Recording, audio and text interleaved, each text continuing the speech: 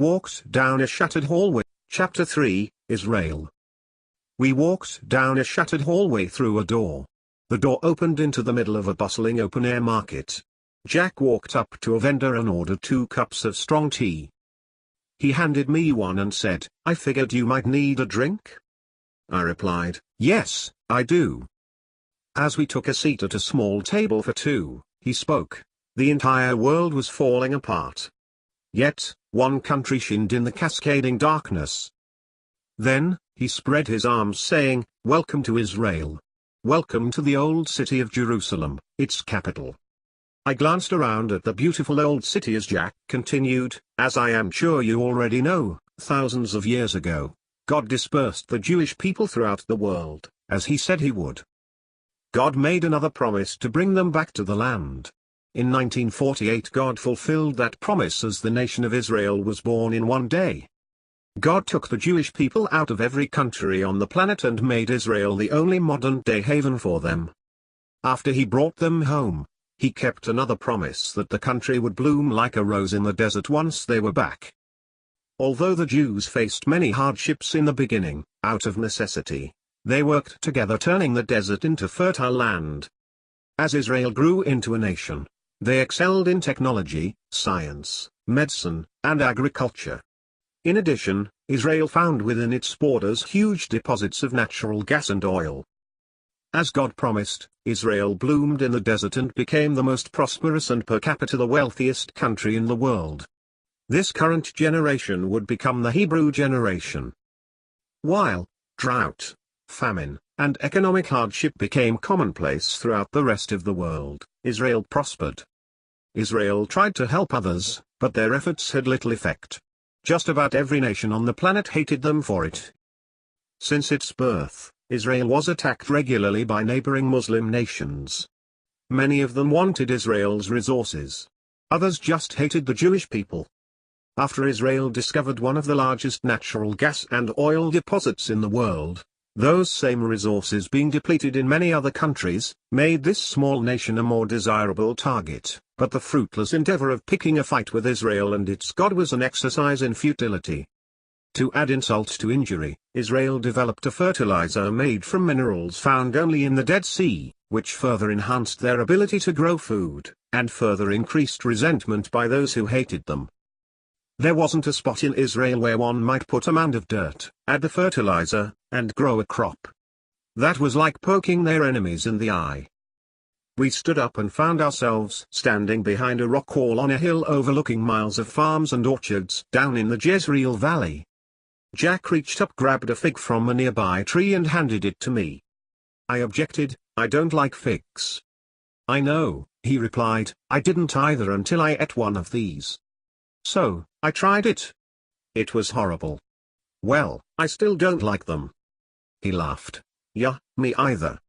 As we were peering over the Jezreel Valley, Jack continued.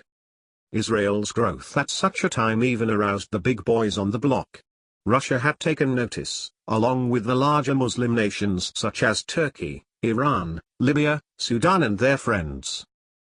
These nations not only wanted to eradicate the Jews for defeating the Islamic nations surrounding them, they also wanted all of Israel's fertile land along with its natural resources to divide among themselves. Russia and the other contentious nations formed a coalition, establishing a blueprint to subdue Israel with the sole purpose of evicting the Jews from the face of the earth. When he said that, a black cloud appeared in the distance. It grew bigger until it covered the whole horizon. All the while, Jack continued speaking. When the group of nations moved to carry out their plan, God intervened and it ended in an unfortunate catastrophe. Also, the different invading armies could not get along for more than a couple minutes. As he spoke, I saw tents materialize in the valley below us. Men were exiting the tents. They were fighting each other and making a lot of noise. I couldn't understand what anyone was saying. Jack kept exclaiming over the noise. Israel took a defensive position but ended up sitting back watching as the Russians and the different factions of Islam turned on each other.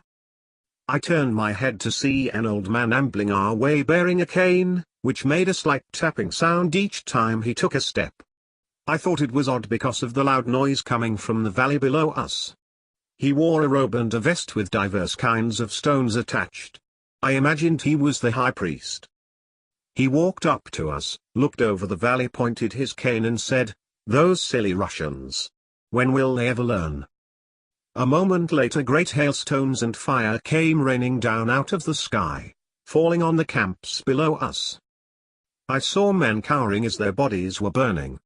It smelled like sulfur. Men tried to run, but it made no difference. God wiped out the whole army. I could not turn away from what I was watching below, for what was happening to the men and their camp. Afterward, the old man turned to leave, and left walking back in the same direction he came from, bearing the slight rhythmic sound of a tapping cane. I couldn't help but have an extraordinary sense about him, and stared at him as he left. Jack remarked, "You catching flies?" I closed my mouth as he continued, "The foreign armies didn't even make it to the walls surrounding Jerusalem. They had foolishly picked a fight with the God of Israel and were doomed for it." He went on, "The battle left Israel with the gruesome task of burying the dead, as decomposing bodies littered the countryside, right outside Jerusalem. The enemy carried so many weapons Israel needed to figure out a way to dispose of them. As a sign of the state's disdain for war, they developed a practical way to use them for heating fuel. They didn't need the fuel, but it was economical, environmentally sound, and helped to clean up the mess, and at the same time making an important statement to the world. Because of the growing prominence of Israel, it became the focus of many old and new emerging world leaders, who either had a platform of hatred or one of flatteries. A majority declared themselves favorably towards Israel in public. All of them privately hated the small country. Regardless, Israel was always a topic of discussion. Many hopeful world leaders gained a following. Suspiciously, many of them mysteriously disappeared or were murdered in the middle of the night. Conspiracy theories grew like weeds: why this one died or who's next. One specifically, who spoke kindly of Israel, emerged out of Europe. He called himself Mr. Smith. He said his name represented the common man and wanted to lead the world for the average man. As we turned to walk away, we were among a throng of people surrounding that man and shaking his hand. He walked up, seized my hand, and said, "Hello, I am Mr. Smith." As soon as he grabbed it, I looked up, but I couldn't make out his face. I sensed death, a deep dark sensation as if a terrible evil had danced atop of my grave. It hurt deep within my chest as it either took my breath, or stopped my heart momentarily. Jack, shouting over the crowd, Mr. Smith made things happen. He prospered and caused everyone around him to flourish. The world spoke well of him, and he had become a savior to Israel. Every person standing around us was holding fists full of currency, each shouting, staring with fevered glossy eyes, and smiling with wide greedy smiles. The crowd faded into long dark unnatural images as we walked away. Next moment, I found myself back in the small library at the log cabin. While I sat looking at the book, I realized I had been reading all of that while Jack was speaking. Wow! This notebook is magic. I got up to make a sandwich. Afterward, I continued reading. Mr. Smith rose to power and entered a peace treaty with Israel to protect them from any remaining hateful nations, expecting in return a cheap price for their natural gas and produce. He placed security forces on the outskirts of the country as a sign of his intent to defend the country from other hostile nations. China was not happy with the treaty, being angry because it wanted the resources for itself. The treaties the Chinese presented to Israel in the past didn't gain the support of the Jewish people. China needed to support a tremendous military and desired Israel's commodities to power its military vehicles and feed its troops. Unrest grew in the streets throughout Asia, a tension which spawned massive riots in every major Asian city over the grievances brought on by the conditions of Smith's treaty. The Chinese government instigated most of the unrest. China wanted to stir the people up against Mr. Smith and particularly Israel. It was not safe any longer to be a Jew and visit Asia. Meanwhile, Mr. Smith remained best friends with Israel, who involved him in all of their important celebrations. He became a regular guest of the state. One day they asked him to visit the rebuilt temple. One provision of the treaty offered by Mr. Smith allowed for the Jews to rebuild their holy temple. China had refused to do so because of Indonesia's large Muslim population. The Dome of the Rock was destroyed during a conflict with one of the surrounding Islamic countries. But, according to Jewish law, Israel could not rebuild, replacing the dome. Although as a condition of the treaty, they repealed the law in face of public outcry for the Holy Temple. So, they built the temple within 6 months of signing the treaty. The finishing touches took 3 more years. During that time, Israel's defiance frustrated Mr. Smith. They refused to come into his world courts, which would put the small Jewish nation under his control. He held secret meetings and was effective in turning the rest of the world against them, and did so without Israel's knowledge. What an evil man he was. They invited him as a special guest of the Jewish government, who was dedicating the completed temple. Also, Israel wanted to thank him for his humanitarian efforts and friendly attitude towards the Jewish people for the last 3.5 years. Unknown to Mr. Smith, and according to Jewish law, he could not enter certain restricted areas of the temple because he was a Gentile and not a Cohen priest. So, when he headed for the Holy of Holies, the priests prevented him from entering. That angered him because it publicly embarrassed him. With the world watching, and being advertised as a major media event, he accepted the invite to help promote his self-importance. It humiliated him so much he cursed Israel, cursed their God, and used his security guards to force his way into the Holy of Holies.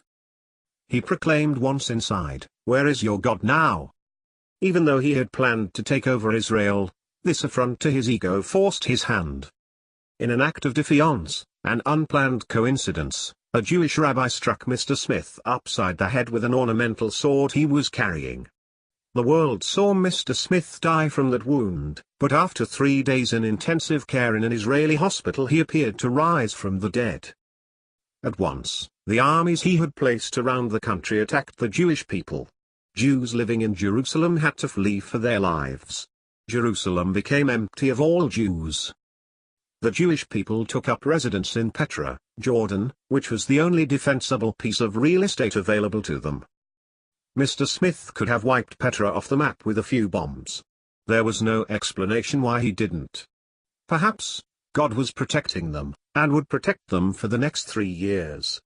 For whatever reason, Mr. Smith along with his minions only forced them to leave Jerusalem, although the rest of Israel did not fare well under Smith either.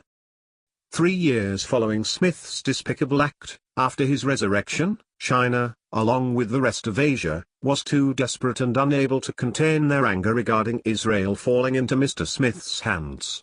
All of Asia went on a death march through the Middle East, hoping to possess Israel's resources.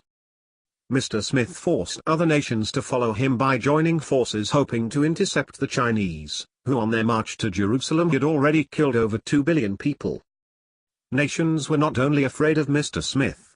Every one of them feared what China might continue doing after taking Israel.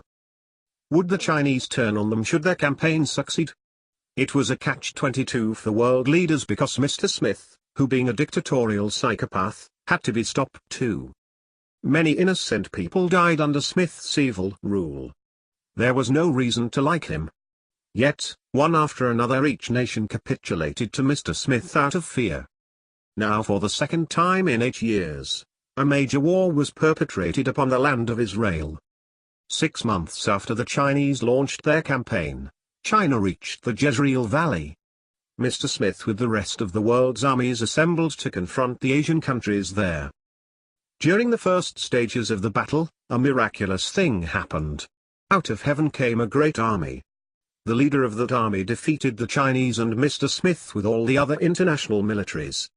In the little library, just above me the ceiling opened, and I saw a countless number of people falling from the sky, all of them riding white horses. The first rider was carrying a magnificent sword. It was like watching a movie on an oversized movie screen mounted to the ceiling. Something drew my attention back to the notebook which read, "No one knew whose army came from the sky." Combatants who faced that army firsthand did not survive to tell their story. Nor did the world understand. The world only understood that many of their young men and young women had died in a horrendous battle. I hesitated again for a moment to gather myself. So, I got up to retrieve another glass of orange juice and walked out to the front porch. It was a wonderful day. I took a seat on the front steps to take in the heat from the sun as I drank my juice. I enjoyed the scenery. Yet, my emotions were complex, feeling wonderful and disturbed at the same time. I took my time to finish the juice before I headed back to the library to continue reading. The chapter finished with, following the Second War, the Great War, God set up a new government in Jerusalem. The Jews returned to their homeland and the entire world came under a single government. God's new government brought peace throughout the world. The kingdoms of this world had become the kingdoms of our God. Of this world had become the kingdoms of